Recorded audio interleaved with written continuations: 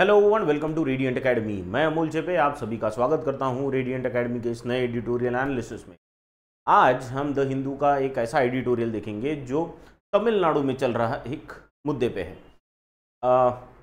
अलग अलग स्टेट से अगर ऐसे ही मुद्दे हम देखें तो क्या होगा, इंग्लिश तो अच्छी होगी, साथ में हमें नए नए टॉपिक्स या मुद्दे भी पता चलेंगे। आपको अगर बहुत सारे टॉपिक्स के बारे में इंफॉर्मेशन है तो that helps you in your exam, क्योंकि बहुत बार ऐसा होता है कि आपकी इंग्लिश अच्छी है पर आपको टॉपिक नहीं पता तो भी आपको पैसेज समझने में मुश्किल होती है। वही अगर आपकी इंग्लिश ठीक ठाक है पर टॉपिक आपको पता है तो आपको वो पैसेज जल्दी समझेगा। तो सिर्फ लैंग्वेज अच्छी होने से नहीं होता, बहुत सारी चीज़ों के बारे में इंफॉर्मेशन होने से भी फायदा होता है। ठीक है, तो अलग अलग टॉपिक्स पे इसीलिए हम एडिटोरियल्स स्टडी करते हैं। ठीक, चलो, लेकिन उससे पहले क्या करना है, 10 नए वर्ड्स देखेंगे। आज का हमारे पास जो सबसे पहला वर्ड है वो है फ्रॉट।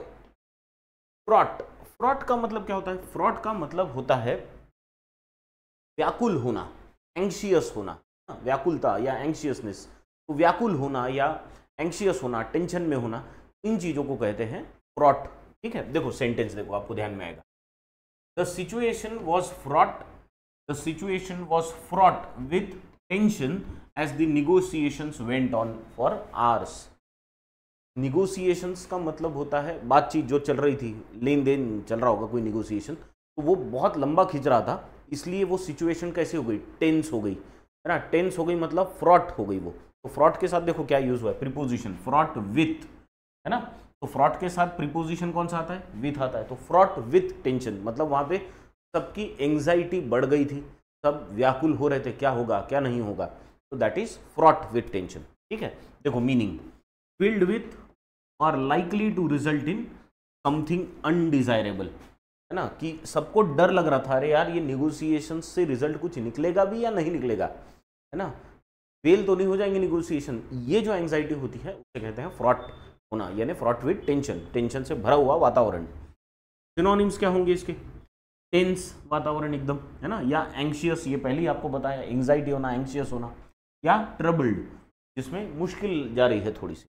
एंटोनिम्स क्या होंगे इसके, वही सिचुएशन जिसमें एकदम महेंद्र सिंह धोनी, MS धोनी वाली सिचुएशन, कोई टेंशन नहीं, काम, पीसफुल, रिलैक्स्ड, है ना, या अनट्रबल्ड जिसको कोई चिंता नहीं है, चिंतित नहीं है, एटलीस्ट होगी भी चिंता, टेंशन भी होगी पर वो बताते नहीं है। तो MS धोनी वाली सिचुएशन यानी काम रहना, रिलैक्स्ड होना।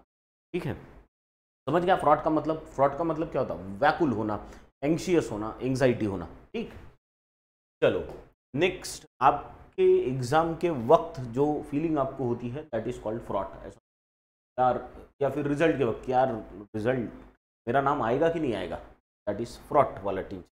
ठीक है, चलो next word we have is dispensation. Dispensation, dispensation के वैसे 2-3 अलग अलग मतलब होते हैं। ठीक है, 2-3 अलग मतलब है। डिस्पेंसेशन का एक मतलब होता है बांट देना, डिस्ट्रीब्यूट करना। डिस्पेंसेशन का एक मतलब होता है व्यवस्था होना, यानी सिस्टम होना किसी। डिस्पेंसेशन का एक मतलब होता है छूट मिलना किसी चीज से, तो वो भी हो सकता है ना। तो ये तीनों मतलब हो सकते हैं। हम सेंटेंस पढ़ेंगे फिर देखेंगे कि इनमें से कौन सा मीनिंग लगा है। ठीक है, देखो sentence, scholarship is now distributed to wider audience than under the old dispensation. अच्छा, पुरानी डिस्पेंशन यानी पुरानी व्यवस्था में जितनी स्कॉलरशिप मिलती थी अभी उससे ज़्यादा मिल रही है। तो यहाँ पे व्यवस्था ये मीनिंग से डिस्पेंसेशन लिया गया है। ठीक है, वैसे डिस्पेंसेशन के जैसे मैंने कहा 3 अलग अलग मतलब होंगे। छूट ये भी एक डिस्पेंसेशन का मतलब होता है, व्यवस्था तो है इसमें अभी देखा, और तीसरा कौन सा है, डिस्ट्रीब्यूट करना। ठीक है, डिस्ट्रीब्यूशन। देखो मीनिंग क्या होगा फिर, एग्जेम्पशन फ्रॉम अ रूल, एक मीनिंग ये, किसी रूल से एग्जेम्प्ट कर देना, छूट मिलना किसी से। यूजुअल और यूजुअल रिक्वायरमेंट, है ना। System prevailing at a particular time, किसी पर्टिकुलर समय पे रही हुई व्यवस्था, सिस्टम में ना व्यवस्था। तो ये एक मीनिंग हो गया। और फिर तीसरा मीनिंग क्या, डिस्ट्रीब्यूशन। तो ये तीनों मीनिंग्स यहाँ पे दिए। सिनोनिम्स क्या होंगे इसके, order which is similar to system, है ना। Arrangement again similar to system, organisation is related to system, allocation is related to distribution. Exemption और एक वर्ड आ सकता था वहां पे, एग्जेम्पशन मतलब वो इससे, अच्छा एग्जेम्पशन यहाँ पे वैसे भी वर्ड आया ही है। ठीक है, एंटोनिम्स क्या होंगे इसके, प्रोहिबिशन हो सकता है ना, रिस्ट्रेन हो सकता है, रोक लेना, डिनायल या डिसऑर्डरली। ऑर्डर अरेंजमेंट ऑर्गेनाइजेशन का अपोजिट क्या होगा, डिसऑर्डरली। ठीक है, समझ गया। तो डिस्पेंसेशन के 3 अलग अलग मीनिंग होंगे, लेकिन यहां कौन से मीनिंग से दिया है, यहां जो मीनिंग लिया है वो है सिस्टम, व्यवस्था। ठीक, चले अगले वर्ड पे। चलो, तो next word we have is protracted. Protracted का बहुत सिंपल सा वर्ड है। प्रोट्रैक्टेड का मतलब होता है बहुत खींचा हुआ, खींचा हुआ है ना, लंबे समय तक खींचा हुआ किसी चीज को, यानी एक केस चल रही है, लंबी खींच रही है, तो उसे हम कहेंगे प्रोट्रैक्टेड है। ठीक है, लंबा खींच जाना किसी चीज का इज कॉल्ड प्रोट्रैक्टेड। देखो सेंटेंस, द प्रोट्रैक्टेड निगोशिएशंस, तो यहाँ पे निगोशिएशंस बहुत लंबे खींच गए, शायद उसकी वजह से फ्रॉट विद टेंशंस हो गए थे, ऐसा हो सकता है ना। तो protracted negotiations exhausted both parties, दोनों पार्टीज को क्या किया, थका दिया, एग्जॉस्ट कर दिया, क्योंकि निगोशिएशंस क्या हो गए थे, प्रोट्रैक्टेड यानी लंबे खींच गए थे। ठीक, देखो मीनिंग क्या होगा इसका, lasting for a long time और लॉन्गर देन एक्सपेक्टेड और यूजुअल, लंबा खींचा हुआ कोई भी चीज इज कॉल्ड प्रोट्रैक्टेड। सिनोनिम्स क्या होंगे इसके, प्रोलॉन्ग्ड हो सकता है एक वर्ड जो आप प्रोट्रैक्टेड की जगह यूज कर सकते हो, एक्सटेंडेड भी हो सकता है, या ड्रॉन आउट, ड्रॉन आउट यानी निकाल लिया और चल रहा है, वो चलता रहा है, चलते जा रहा है। ठीक है, एंटोनिम्स क्या होंगे इसके, छोटा, ब्रीफ, है ना, आंसर इन ब्रीफ मतलब छोटे में समझाओ, शॉर्ट या क्विक, जल्दी से खत्म होने वाला, फट से खत्म होने वाला, क्विक। समझ गए, बहुत सिंपल सा वर्ड है। प्रोट्रैक्टेड मतलब क्या, खिंचा हुआ होना, लंबी समय तक कोई चीज खींचना, दैट इज प्रोट्रैक्टेड। चले, next word we have is commence. Commence again is a very simple word. Commence का मतलब होता है शुरू होना, शुरू करना, किसी चीज का आरंभ होना या आरंभ करना, दैट इज कॉल्ड कमेंस, है ना। तो सेंटेंस क्या होगा इसका, the project will commence next week after all the approvals are secured. सारे अप्रूवल्स मिलने के बाद प्रोजेक्ट अगले महीने नहीं, अगले हफ्ते कमेंस होगा, मतलब शुरू होगा, सिंपल। ठीक है, तो क्या मीनिंग है इसका, टू बिगिन और स्टार्ट। सिनोनिम्स क्या हो सकते हैं, बिगिन हो सकता है, इनिशिएट मतलब शुरू करना या लॉन्च करना, तीनों वर्ड्स आपको पता है। एंटोनिम्स क्या होंगे इसके, शुरू करने का एंटोनिम क्या होगा, खत्म कर दो, एंड करो, कंक्लूड कर दो या फिनिश कर दो। तो सिनोनिम्स एंटोनिम्स में तो यहाँ प्रॉब्लम नहीं, ये वर्ड भी बहुत ईजी है। कौन सा है वर्ड, कमेंस, कमेंस मतलब शुरू करना। चले नेक्स्ट वर्ड पे, next word we have is defector. अरे डिफेक्टर कौन होता है पता है क्या आपको, डिफेक्टर जो डिफेक्ट कर जाता है, मतलब कौन, दल बदलने वाला, है ना। या अब किसी भगोड़े को भी जो भाग गया ना, उसको भी डिफेक्टर कह सकते हैं, पार्टी छोड़ के चले गया, है ना, भाग गया, तो वो भी डिफेक्टर होता है। या फिर दल बदलने वाला, आज एक पार्टी में है कल दूसरी पार्टी में, उसे डिफेक्टर कहते हैं। तो एक पार्टी से डिफेक्ट करके वो दूसरी पार्टी में गया है, ठीक है, तो उसको डिफेक्टर कहते हैं। देखो सेंटेंस इसका, the high profile डिफेक्टर revealed crucial information about the enemies plans. दुश्मन के प्लान्स के बारे में बहुत क्रूशियल इंफॉर्मेशन किसने दी, एक हाई प्रोफाइल डिफेक्टर ने दी। डिफेक्टर मतलब कौन, जो एक वो पार्टी छोड़ के आया था, यानी अब समझो आपकी एक पार्टी है, आपकी दुश्मन पार्टी है, दुश्मन पार्टी से जो व्यक्ति छोड़ के आया उसने आपको बहुत क्रूशियल इंफॉर्मेशन वहां की दे दी, ठीक है, तो उसे कहते हैं डिफेक्टर। मीनिंग क्या होगा, a person who abandons their country और cause in favour of an opposing one, जो अपने देश को, अपनी पार्टी को, अपनी संस्था को छोड़ के कहीं और चला जाए, उसे डिफेक्टर कहते हैं, ठीक है। सिनोनिम्स क्या होंगे इसके फिर, डिजर्टर ना, यानी डिजर्ट करके चढ़ गया, छोड़ के जाना, डिजर्टर का मतलब है छोड़ के जाना। रेनिगेड यानी अगेन छोड़ देना। या फिर ट्रेटर, ट्रेटर का मतलब क्या होता है, जिसने धोखा दिया है आपको, उसे कहते हैं ट्रेटर, है ना, धोखा देने वाला व्यक्ति, ट्रेटर, ठीक है। उसके लिए दूसरा कौन सा वर्ड है, बढ़िया सा वर्ड याद आएगा तो बताऊंगा मैं। ट्रेटर यानी जो आपको धोखा देके चले गया। क्लिक नहीं हो रहा है वर्ड, जैसे ही क्लिक होगा आपको बताऊंगा। हाँ, एंटोनिम्स क्या होंगे फिर इसके, जो आपके साथ रहे, लॉयलिस्ट, पैट्रियट या एडरेंट। पैट्रियट मतलब देशभक्त, एडरेंट मतलब जो नियमों का, कायदों का पालन करे और उसी के साथ रहे, उन्हीं का पालन करते हुए वो अपने ही, आपके ही साथ रहे, दैट इज एडरेंट, ठीक, समझ गए। डिफेक्टर मतलब, तो डिफेक्टर का मतलब क्या, जो दल बदल रहा है, यहां से जा रहा है किसी और की तरफ, दैट इज डिफेक्टर। चलो next word we have is stubble.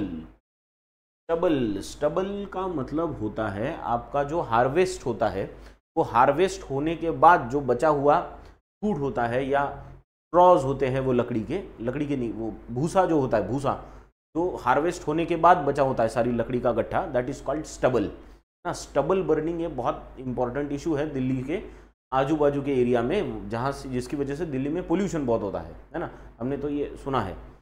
तो उसे कहते हैं स्टबल, है ना। हार्वेस्ट के बाद जो बचा हुआ वेस्ट होता है दैट इज कॉल्ड स्टबल। ठीक है, देखो sentence, the field was covered in stubble, पूरे फील्ड में स्टबल फैला हुआ था, after the harvest was completed.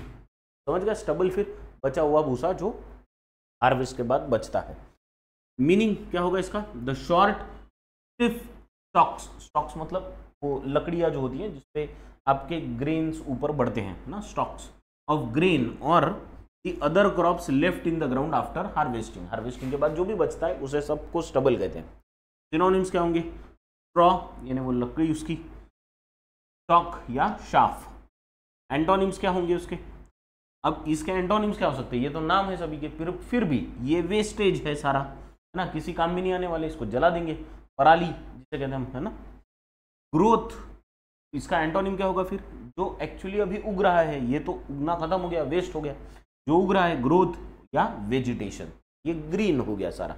ठीक है, ये सारा वेस्ट अभी सूख चुका है, इसको जला देंगे, तो ये हो गया स्टबल। इसको जलाना नहीं चाहिए एक्चुअली, इसका यूज़ अभी बायो वेस्ट करके इसका यूज़ करने की मेथड्स सरकारें ला रही है ना, क्योंकि इसे जलाने से बहुत भयंकर पोल्यूशन होता है। ठीक है, तो स्टबल समझ गए, स्टबल क्लियर हो गया। चलो चले नेक्स्ट वर्ड पे। Next word we have is in situ. In situ, in situ मतलब यथास्थान, किसी भी स्थान पे वहीं रहने वाला चीज को हम कहते हैं इन सीटू, है ना, जो उसी चीज से निकला है और वहीं है, उसे हम कहेंगे इन सीटू। देखो sentence, the fossils were found in situ, उसी स्थान पे, यानी इधर के फॉसिल्स उधर नहीं मिले। फॉसिल्स पता है ना, अवशेष, किसी भी चीज के अवशेष जो होते हैं उसे कहते हैं fossils. In situ providing valuable context for researchers, क्योंकि फॉसिल्स उसी जगह मिले, है ना, वहीं के फॉसिल्स थे वहीं मिले, कहीं इधर उधर नहीं मिले, इसलिए रिसर्चर्स को और प्रॉपर कंटेक्स्ट मिला, अच्छा कंटेक्स्ट मिला। ठीक है, तो मीनिंग क्या होगा इसका, उसी जगह पे होना, इन इट्स ओरिजिनल प्लेस, देखो उसी जगह पे होना, और पोजीशन यथास्थान, फिर वो जगह भी हो सकती है या पोजीशन भी हो सकती है। सिनोनिम्स क्या होंगे इसके, ऑन साइट उसी स्थान पे, इन पोजीशन या लोकली मिलना। एंटोनिम्स क्या होंगे इसके, किसी और जगह मिलना या वहां से निकल जाना, तो रिमूव या डिस्प्लेस्ड, यहाँ से कोई और जगह मिलना, या रीलोकेटेड, यहाँ से कहीं और लोकेट किया है उसको। ठीक है, तो ये उसके एंटोनिम्स हो गए। समझ गया, सिंपल सा वर्ड है इन सीटू। इन सीटू मतलब यथास्थान, वहीं रहना। चले next word we have is bovine. Bovine मतलब, बोवाइन का मतलब क्या होता है, बोवाइन मतलब वो एनिमल्स जो गोवंशीय है ना, यानी गाय भैंस, एक धीमी चाल से चलने वाले जो एनिमल्स हैं उनको कहते हैं गोवंशीय। जो भी एनिमल्स है they are called bovine animals. Bovine adjective की तरह भी यूज होता है उस व्यक्ति के लिए जो व्यक्ति धीमा है ना। इफ समवन इज स्लो उसे बोवाइन कहेंगे कि यार गाय की तरह तुम चल रहे हो, है ना, वैसे की तरह नहीं चल रहा, कोई गाय की तरह, यानी स्लो अगर कोई चल रहा होगा तो उसे बोवाइन कहेंगे। ठीक, देखो तो क्या होगा इसका सेंटेंस, हिज बोवाइन एक्सप्रेशन यानी मंद गति वाला, didn't change even after hearing the shocking news. वो मंद यानी उसके चेहरे पे कोई एक्सप्रेशन नहीं थे, बोवाइन एक्सप्रेशंस थे।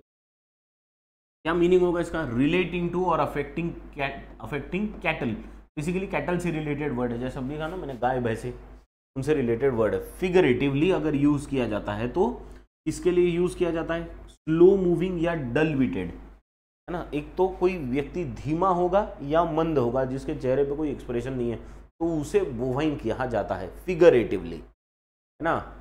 लेकिन actually bovine is related to गाय भैंस, बोवाइन एनिमल्स कहते हैं उनको। ठीक, चलो सिनोनिम्स क्या होंगे इसके, काउ लाइक गाय के जैसा, या फिर स्लो या स्लगिश ऐसा यूज कर सकते हैं। एंटोनिम्स क्या होंगे इसके, फट से चलने वाले, क्विक लाइवली या इंटेलिजेंट।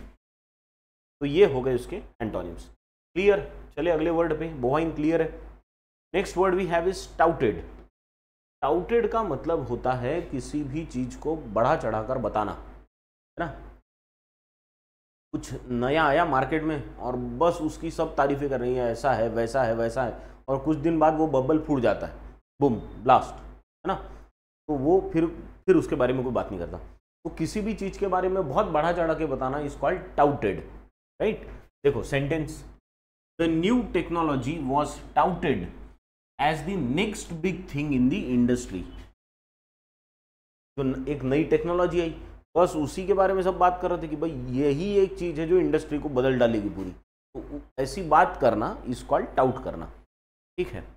मतलब क्या होगा इसका? टू प्रमोट और प्रेज समथिंग इनर्जेटिकली, बहुत उत्साह से किसी चीज के बारे में बात करना। जैसे अभी तुम्बाड़ के रिलीज के बारे में बात हो रही है, क्योंकि मूवी ही उतनी तगड़ी है ना। फिर से वो थिएटर में जाकर, वो थिएटर में जाके देखने का जो मजा था, क्योंकि इससे पहले जो देखी थी वो थी लैपटॉप पे, तो उससे अब वो थिएटर में जाके देखने का मजा ही अलग है ना। तो उसके बारे में लोग कैसे प्रेज के एनर्जेटिकली बात कर रहे हैं, तो उसे कहेंगे हम टाउट कर रहे हैं, ठीक है। ऑफन इन एन एग्जैगरेटेड वे, और मूवी के बारे में एग्जैगरेट नहीं कर रहा, बढ़िया मूवी है। सिनोनिम्स क्या होंगे इसके? एडवर्टाइज करना किसी चीज को, है ना, या हाइप करना किसी चीज के बारे में और बड़ा बताना, यार बहुत ही गजब मूवी है एकदम, या प्रशंसा करना, तारीफ करना, प्रेज। एंटोनिम्स क्या होंगे इसके? फिर किसी को दोष देना, आलोचना करना किसी की, है ना। क्रिटिसाइज करना मतलब आलोचना करना। डिनाउंस करना मतलब नीचा दिखाना, उसका नाम क्या, अरे बकवास मूवी है, ऐसा बताना इस कॉल्ड डिनाउंस। या इग्नोर करना, ध्यान ही ना देना किसी चीज, ठीक है। तो कोई अगर नई चीज आई, अगर आपको अच्छी लगे तो आप क्या करते हो? उसे टाउट करते हो, और अगर आपको वो चीज अच्छी नहीं लगी तो आप उसको डिनाउंस करते हो या इग्नोर कर देते हो। समझे क्या? पक्का टाउटेड का मतलब। चलो फिर नेक्स्ट वर्ड पे जाएंगे। Next word we have is cram. Cram, ये लास्ट वर्ड है आज का। क्रैम का मतलब होता है ठूसना, है ना। एक बस में 50 लोगों की जगह है, लेकिन उसमें और 20 लोग ठूस दिए गए, तो उसे कहेंगे हमने क्रैम कर दिया गया, है ना। क्रैम करना मतलब एक ही जगह पे बहुत सारे लोगों को ठूस देना, इट इज क्रैम करना, ठीक है। देखो सेंटेंस क्या होगा? The students tried to cram as much information as possible the night before the test. अगले दिन टेस्ट थी, तो जितना दिमाग में ठूसते आया उतना ठूस लिया बच्चों ने, कि चलो इसमें से जो काम में आएगा वही यूज कर लेंगे, मार्क्स मिलने चाहिए, है ना। तो किसी भी जगह पे कुछ भी ठूसना, दैट इज कॉल्ड क्रैम। तो अपने दिमाग में अगर बहुत सारी इंफॉर्मेशन ठूस रहे हो तुम, तो क्रैम कर रहे हो। क्लियर? चलो मीनिंग क्या होगा फिर इसका? To fill something to overflowing, इतना भर दो कि वो बाहर निकले ना, या prepare hastily for an exam, है ना। Overflowing, to prepare hastily for an exam, इसे भी क्रैम कहते हैं। सिनोनिम्स क्या होंगे इसके? पैक करना, ज़्यादा पैक कर देना, ओवर पैक बोल सकते हैं उसको, या स्टफ करना किसी चीज़ को, है ना, बहुत भर देना। स्क्वीज, स्क्वीज ये भी हो सकता है क्रैम के, है ना। बहुत दूर का रिश्तेदार है, लेकिन स्क्वीज मुझे पता नहीं क्यों वहाँ पे यूज़ करना है, लेकिन स्क्वीज भी एक वर्ड है। एंटोनिम्स क्या है इसके? खाली, कोई जगह भरी पड़ी है एकदम से, उसका एंटोनिम क्या होगा? खाली हो जाना, एम्प्टी। या व्यवस्थित सिस्टम से होना, ऑर्गेनाइज्ड होना एकदम, कि 50 लोगों की बस है और 50 लोग बैठे अपनी अपनी सीट पे, कंडक्टर बोल रहा है इक्का बनवा नहीं होना, अंदर आना ही नहीं, बस भर गई, तो वो हो गया ऑर्गेनाइज्ड। या डिस्ट्रीब्यूट करना, है ना, फैला देना इधर उधर, एक जगह पे नहीं ठूसना, भाई पीछे की बस में शांति से उधर कुछ लाओ, फिर उधर कुछ आओ, उधर कुछ आओ। समझ गया? मतलब क्रैम का मतलब क्या है फिर? क्रैम मतलब एक जगह पे बहुत सारी इंफॉर्मेशन या चीजों को ठूस देना, दैट इज क्रैम। क्लियर? तो 10 वर्ड्स अभी आपको समझ गए। अब ये 10 वर्ड्स के बेसिस पे क्या करना है आपको? एक क्लोज टेस्ट अटेम्प्ट करनी है, और वो क्लोज टेस्ट है यहाँ पे, ठीक है। तो अभी झट से इसका क्या कर लो, पहले स्क्रीनशॉट ले लो, और इसके आंसर्स आपको कमेंट बॉक्स में डालने हैं।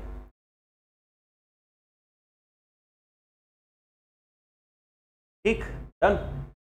चलो बहुत बढ़िया।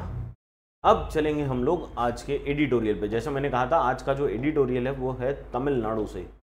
तो तमिलनाडु में वहाँ के एक मिनिस्टर थे, पहले थे, अभी तो वो मिनिस्टर नहीं है, मैंने व्यक्ति है, मिनिस्टर नहीं है अभी। उनका नाम है सेंथिल बालाजी, वी सेंथिल बालाजी। अब इन पे कुछ आरोप लगे हैं जिसकी वजह से ये जेल में थे, अब उनको मिली है बेल, तो जेल से बेल लेके वो बाहर आए हैं, तो उन पे ये पूरा एडिटोरियल है। तो पहला पार्ट आपके सामने है, पहले इसे पढ़ लो, ठीक है, और फिर इसको डिस्कस करेंगे। चलो गो थ्रू इट।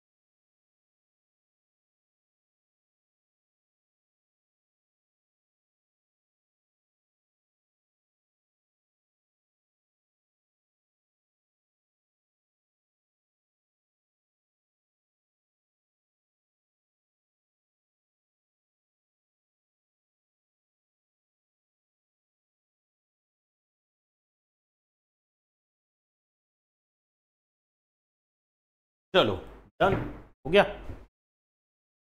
चलो तो क्या है फिर इसमें, अभी देखेंगे, पढ़ेंगे। चलो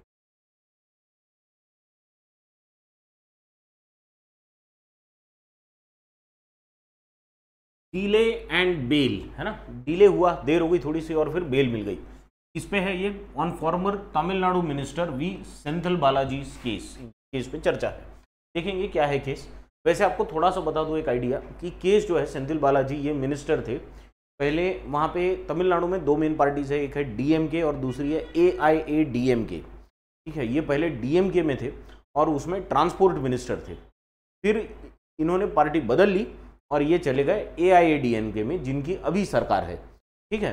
तो अब इन पे मनी लॉन्ड्रिंग के या कैश फॉर जॉब, ये दोनों, यानी और मनी लॉन्ड्रिंग और कैश फॉर जॉब स्कैम के अंदर आरोप लगे हैं कुछ, जिसके अंदर इनको जेल में जाना पड़ा। तो इन पे PMLA लगा है ना, तो PMLA कायदा के अंदर इनको जेल में जाना पड़ा, वहां से इनको बेल मिली है। तो ये बेसिक आइडिया है। अब अगर आपको टॉपिक पता है थोड़ा सा पहले से, तो आपको ये जल्दी समझेगा, इसलिए बता रहा हूँ। देखो क्या है, बेल इज नो बून, है ना। बेन और बून आपने दो वर्ड सुने होंगे, है ना। बेन में यानी नुकसान, बून यानी फायदा। बेल कोई बहुत बड़ा फायदा तो नहीं है ना, बहुत अच्छी चीज तो नहीं है। It is a routine relief for anyone arrested and kept in custody to give the investigating agency enough time to gather evidence about an offence without the risk of interference by the suspect. Bail कोई boon है नहीं, ये actually एक relief होता है, bell मिलना किसी को, है ना। ये रिलीफ क्यों दिया जाता है? क्योंकि कभी कभी क्या होता है, पुलिस किसी जो सस्पेक्ट होता है, जिस पे आरोप लगा है, अक्यूज होता है, वो उसे उसकी कस्टडी मांगती है, यानी उसको जेल में रखने की परमिशन मांगती है। वो क्यों मांगती है परमिशन? क्योंकि पुलिस को लगता है कि अगर ये व्यक्ति बाहर रहा तो ये सबूतों के साथ छेड़खानी कर सकता है। तो ऐसे व्यक्ति को जब तक सबूत सारे इकट्ठा नहीं हो जाते, इन्वेस्टिगेशन पूरी नहीं हो जाती, तब तक इस व्यक्ति को जेल में रहने देना चाहिए। जब कोर्ट को ऐसा लगता है कि व्यक्ति अभी सारी इन्वेस्टिगेशन हो गई है, अब इस व्यक्ति के खिलाफ केस चलना है सिर्फ, तो फिर इसको जेल में रख के मतलब नहीं है, क्योंकि ये गुनहगार तो नहीं है ना। तो जब गुनाह साबित हो जाएगा तो जेल में डाल देंगे, अगर साबित हुआ तो इसलिए फिर कोर्ट उसे बेल दे देती है। ठीक है। इन फ्रॉड टाइम्स, अभी जो सिचुएशन है उसे फ्रॉड टाइम्स कह रहे हैं ऑथर, क्योंकि इनको टेंशन है जरा सी। क्यों टेंशन है? When agencies are seen as political weapons of the ruling dispensation. अब देखो, फ्रॉड और डिस्पेंसेशन ये दोनों वर्ड्स हमने देखे थे, है ना। फ्रॉड का मतलब व्याकुल समय है, व्याकुलता भरा समय है, टेंस सिचुएशन है। क्योंकि क्या है, एजेंसीज जो है, एजेंसीज है ना सरकारी, जो सरकार की जो एजेंसीज है, जैसे सीबीआई हो गई, इन्फोर्समेंट डायरेक्टरेट हो गई, यानी ईडी हो गई, सीबीआई हो गई, इनको पॉलिटिकल वेपन्स की तरह देखा जाता है। किसका? रूलिंग डिस्पेंसेशन का। रूलिंग डिस्पेंसेशन का मतलब यहाँ पे भी सिस्टम, ये मीनिंग से लिया गया है, रूलिंग व्यवस्था। तो रूलिंग सरकार जो है, उनकी एजेंसीज, यानी क्या कहते हैं, ये जो रूलिंग पार्टीज है या सरकार की तरह, सरकार के हाथ में ये एजेंसीज है और उनके मुताबिक ये काम करती है, ऐसा आजकल मानना हो गया है, स्पेशली अपोजिशन पार्टीज में। The release of political functionary such as a former Tamil Nadu minister V Senthil Balaji on conditional bail becomes a cause for celebration among his party colleagues. तो ऐसे समय पे जब सरकार एजेंसीज पे ये आरोप लगता है कि वो सरकार के कहने पे काम करती है, तो उस समय पे तमिलनाडु के जो ये मंत्री है, जब उन्हें बेल मिली और जेल से बाहर आए, तो उनके पार्टी के लोगों में सेलिब्रेशन का माहौल था, यानी उन्होंने खुशी जब मनाई, वाह हमारे मिनिस्टर बेल पे बाहर आए, छूट के नहीं बाहर आए, बेल पे बाहर आए सर, तो भी सेलिब्रेशन हुआ। कहाँ पे? Among party colleagues. ऐसे हमने बहुत बार अभी देखा है इतने में कि लोग बेल पे भी बाहर आ गए तो बहुत खुशियाँ मनाते हैं। The allegations against him are quite serious. अब उन पे जो एलिगेशंस है, जो आरोप है, वो बहुत सीरियस है। And a spell of imprisonment once a serious investigation was taken up was not surprising। जब इन पे आरोप लगे तो एक स्पेल ऑफ इम्प्रिजनमेंट, यानी एक लंबा टाइम उनको जेल में जो रखा जाना था, ये जब पता चला तो वो कोई सरप्राइज नहीं था, वो होना ही था, क्योंकि एलिगेशंस ही इतने गंभीर थे, है ना, आरोप इतने गंभीर थे। हाउएवर हिज प्रोलॉन्ग्ड इनकार्सरेशन, इनकार्सरेशन ये वर्ड हमने देखा है, कैद। प्रोलॉन्ग्ड का मतलब लंबे समय के लिए, तो लंबे समय के लिए जो उनको कैद में रखा गया था, on the charge of money laundering gave the criminal proceedings against him a political colour. अब क्या हुआ, जब इनको बहुत लंबे समय तक कैद में रखा, वो तो कोर्ट का काम है कि बेल देना कि नहीं देना, तो कोर्ट ने उनको जेल में रखा। अब जेल में जब रखा तो बाहर हवा ऐसी चलाई गई कि सरकार ने इन्हें जेल में रखा है, कोर्ट रखती है एक्चुअली जेल में, और उसकी वजह से क्या होता है कि अपोजिशन पार्टी, यानी सरकार जो है, यानी सेंट्रल गवर्नमेंट, ये इनको जेल में रखना चाहती है। तो इन चीज़ों से क्या हो गया, लंबे समय तक जेल में रखने की वजह से इस चीज़ को एक पॉलिटिकल कलर आ गया। पॉलिटिकल कलर यानी अब ये गुनाह और गुनहगार की बात नहीं रहेगी, अब ये पार्टीज के बीच में झगड़ा हो गया। आफ्टर ओवर 15 months, 15 महीने बाद, 1.25 साल, है ना, he has obtained bail from the Supreme Court of India, और अब उनको 15 महीने बाद सुप्रीम कोर्ट से बेल मिली है। While courts have been reluctant to grant bail in money laundering cases, it was only a matter of time before the courts began reiterating that bail is the norm and jail is the exception। ये बहुत important चीज है। देखो क्या बोला है इस last part में कि जनरली क्या कहती है ना, कोर्ट्स क्या करते हैं कि कोर्ट्स आर रिलेक्टेंट बेल देने में। कौन से केसेस में? मनी लॉन्ड्रिंग की केसेस में। मनी लॉन्ड्रिंग क्या होता है? लॉन्ड्रिंग मतलब मैंने इससे पहले बताया, लॉन्ड्रिंग मतलब काले का सफ़ेद करना। तो जो ऐसे लोग होते हैं जो पैसे, काले पैसे को सफ़ेद करते हैं, उन्हें वो कहते हैं, तो उसे मनी लॉन्ड्रिंग कर रहे हैं, है ना। तो मनी लॉन्ड्रिंग की जो केसेस होती है उनमें जनरली कोर्ट्स ये बेल नहीं देती, बहुत कम बेल देती है इस केस में। अब इस केस में भी वैसे ही हो रहा था, लेकिन क्या हुआ कि जब केसेस बहुत लंबी खिंच जाती है तो फिर कोर्ट्स के पास कोई रास्ता नहीं बचता, और इसलिए फिर शायद अब कोर्ट ऐसा करने लगी है। देखो, कोर्ट्स हैव बिगन रीइटरेटिंग मतलब फिर से ये कहने लगी है कि बेल इज द नॉर्म, यानी असली व्यवस्था बेल देने में है ना, और जेल करना किसी को ये एक्सेप्शन है। यानी बहुत ही अगर उस व्यक्ति से बाहर कुछ धोखा हो किसी को, या फिर वो सबूतों से छेड़खानी कर सकता हो व्यक्ति, तो ही उसको जेल में रखो, नहीं तो बेल तो सबको मिलनी चाहिए। This is what the court says. It is a welcome sign that the court feels no more constrained by the bail denying features of the Prevention of Money Laundering Act PMLA and similar laws। तो अब यहाँ पे author कह रहे हैं कि ये actually अच्छा है कि सरकारें नहीं, कोर्ट्स अब ये बंद ही नहीं रही है नियमों के वजह से। अब जो ये कायदे बने हैं, specially prevention of money laundering act, जिसका नाम मैंने पहले भी लिया, PMLA में क्या होता है कि बेल जल्दी नहीं मिलती। ऐसे ही कुछ मुश्किल और कायदे हैं जिनमें बेल नहीं मिलती जनरली, तो फिर भी उस केस में आजकल कोर्ट्स बेल देने लगी है। ठीक है, तो ये बेल कोर्ट्स के एक्शंस लेने में थोड़ा सा चेंज आया है, क्योंकि केसेस जरा लंबी खींच रही होगी शायद। ठीक, चलो इतना पार्ट समझ गया पहला। सेंथिल बालाजी पे बहुत नहीं आए अपन अभी, शायद आगे आएंगे। चलो, तो अब है सेकेंड पार्ट, ये बहुत छोटा सा है, जल्दी पढ़ लो इसको।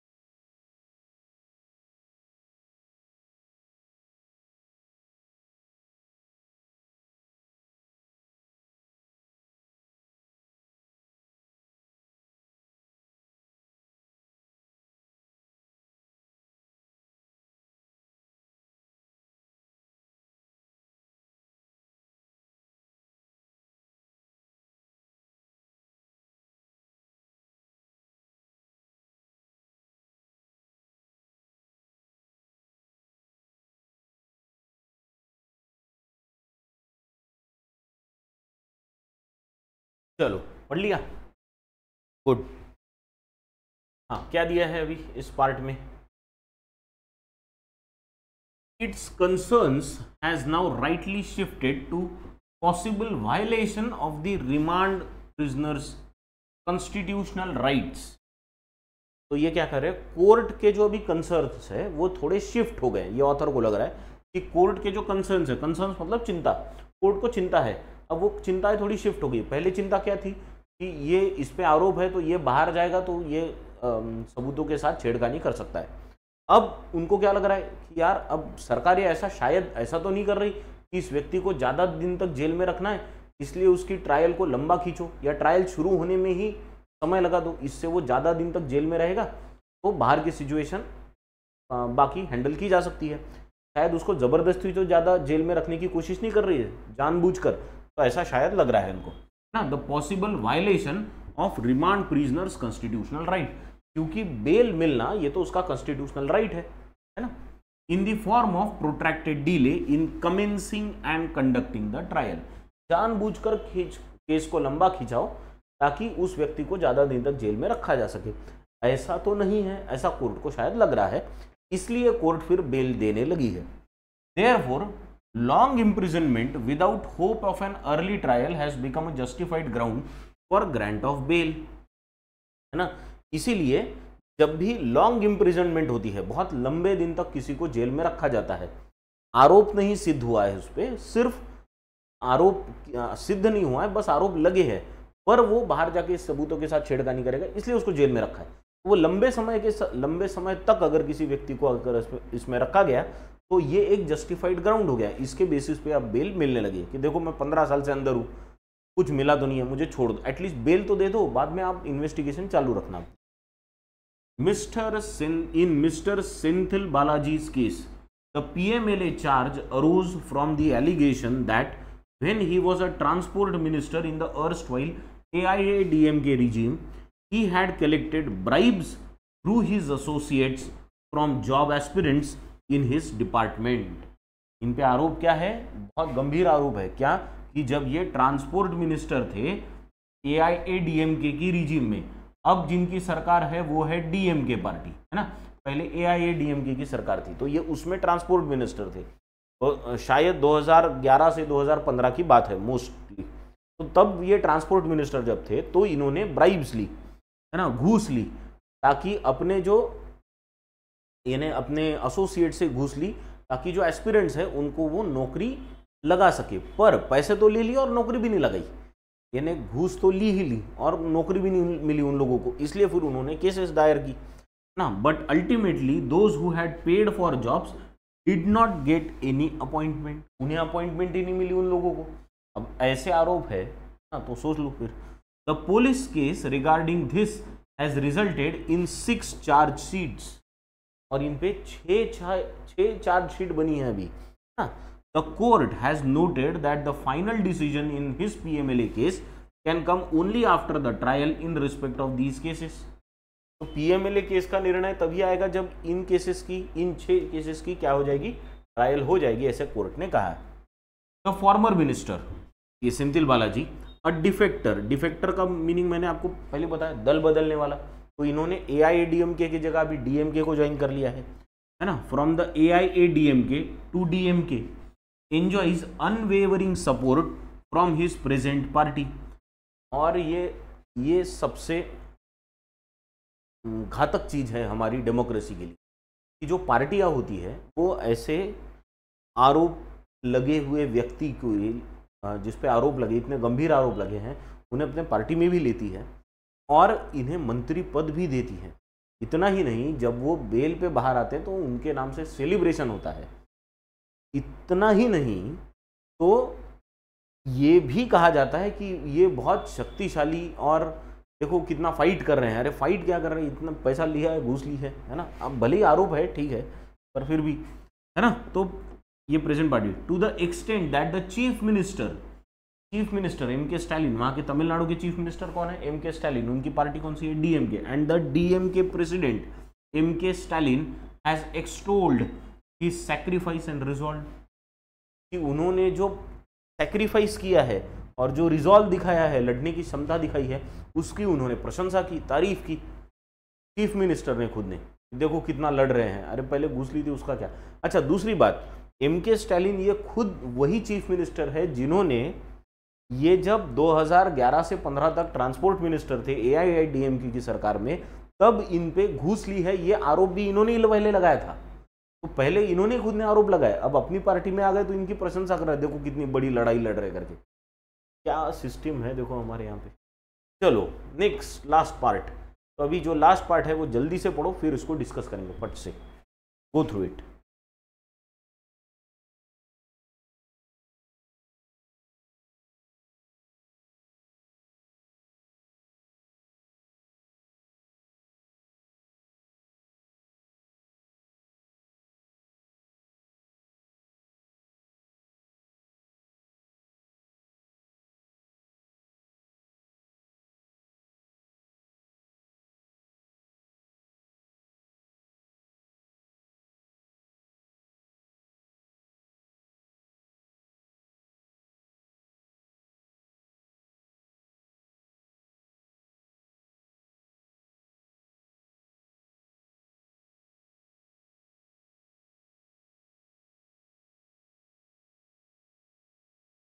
ठीक है, पढ़ लिया, छोटा सा पार्ट है।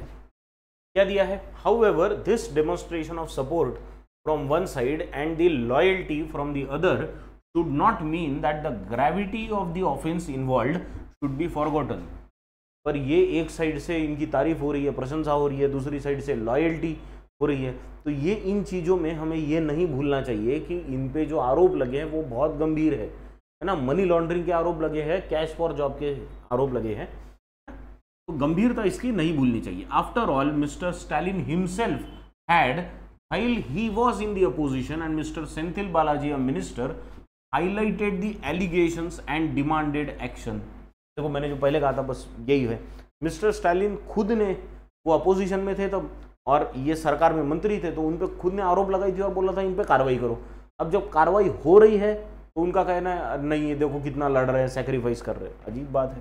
तो mister Senthil Balaji's entry into the DMK may have change the political equations between them. और इसका कारण क्या है कि वो सेंथिल बालाजी अब उनकी पार्टी में आ गए हैं, है ना। तो इसकी वजह से क्या हो गया, पॉलिटिकल इक्वेशंस चेंज हो गए हैं अभी। तो अब इनको अपने पार्टी के लोगों की प्रशंसा तो करनी पड़ेगी, क्योंकि यही शायद फंड मैनेजर होंगे पार्टी के, शायद। However the cause of justice for the victims of the job scandal, देखो cause of the justice for victims of the job scandal. अब ये जॉब स्कैंडल जो हुआ था कैश फॉर जॉब वाला, इसमें जिन लोगों ने पैसे भरे और नौकरी नहीं लगी उनके तो पैसे चले गए, उन्हें जस्टिस मिलना चाहिए ना, तो जस्टिस तो उनको मिलना चाहिए। And fair trial for the accused, और जिन पे आरोप है उनको भी फेयर ट्रायल होनी चाहिए कि भाई उन्होंने पैसे लिए नहीं लिए, तो वो कोर्ट से पूरी ट्रायल अच्छे से होनी चाहिए। ऐसा नहीं हो कि गलत आरोप लगा दिया और सिर्फ फंसा दिया, ऐसा भी नहीं होना चाहिए। Would be served well if mister Stalin avoids inducting mister Senthil Balaji again in his cabinet until he is cleared of his charges. तो यहाँ पे लास्ट में ऑथर क्या करे कि ये दोनों चीज़ें तभी हो सकती है जब वहाँ के जो चीफ मिनिस्टर है मिस्टर स्टालिन, ये सेंथिल बालाजी को फिर से मिनिस्टर ना बनाए, और तब तक ना बनाए जब तक इन पे जो लगे आरोप है उसे पूरी तरह खारिज नहीं किया जाता, तब तक इन्हें फिर से मंत्री नहीं बनाना चाहिए। ये एक ऑथर की डिमांड है। समझ गए, तो एडिटोरियल समझ गया पूरा। चलो अब क्या करेंगे, इस पे कुछ क्वेश्चंस है आपके लिए, क्या आंसर्स आपको कमेंट बॉक्स में देना है। पहला है which party does Senthil Balaji belong to, अभी किस पार्टी में है। दूसरा है what are the allegations against Senthil Balaji, इनके अगेंस्ट एलिगेशंस क्या है, आरोप क्या है। तीसरा डिस्पेंसेशन का क्या मतलब है, नियरली सेम मीनिंग वाला, लेकिन ये जो पैसेज में यूज किया है ना वर्ड, उसके हिसाब से मीनिंग बताना है। मैंने आपको बताया था डिस्पेंसेशन के 3 अलग अलग मीनिंग है, लेकिन पैसेज में कौन से हिसाब से लिया है वो मीनिंग देखते हैं, ठीक है।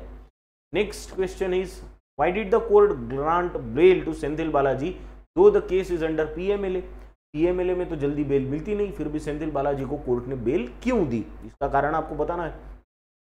और फिर आखिरी क्वेश्चन है what are the 2 demands of the author in this case, author की 2 डिमांड्स क्या है, ठीक है। और सबसे इंपॉर्टेंट, कल जो एडिटोरियल हमने लिया था उस कल नहीं सैटरडे को जो एडिटोरियल आया था उस एडिटोरियल में जो क्वेश्चंस पूछे थे उसके आंसर्स यहाँ पे है। तो ये आंसर्स नीचे दिए गए हैं, आपने जो आंसर्स कल कमेंट बॉक्स में डाले थे उससे इनको क्रॉस चेक कर लेना है, ठीक है। चलो अब फाइनली क्या है, आपके लिए लाया है एक पैराजंबल, और इस पैराजंबल को आपको अटेम्प्ट करके का प्रॉपर सीक्वेंस कमेंट बॉक्स में देना है। पिछला जो आपका आंसर था पिछला सैटरडे को जो हमने पैराजम्बल लिया था उसका आंसर, उसका सीक्वेंस आपको यहाँ नीचे मिल जाएगा। ये उसका सीक्वेंस नीचे। तो ये सैटरडे को जो लिया था, येस्टरडे बोले तो यहाँ पे सैटरडे है ना, सैटरडे को जो हमने लिया था पैराजम्बल, उस सैटरडे के पैराजम्बल का सीक्वेंस ये है। और इसका आंसर अभी आपको, ठीक है, तो इसका आंसर कमेंट बॉक्स में आज देना है। ठीक है, तो अभी यहीं रुकेंगे। Let us stop here with this. Thank you very much.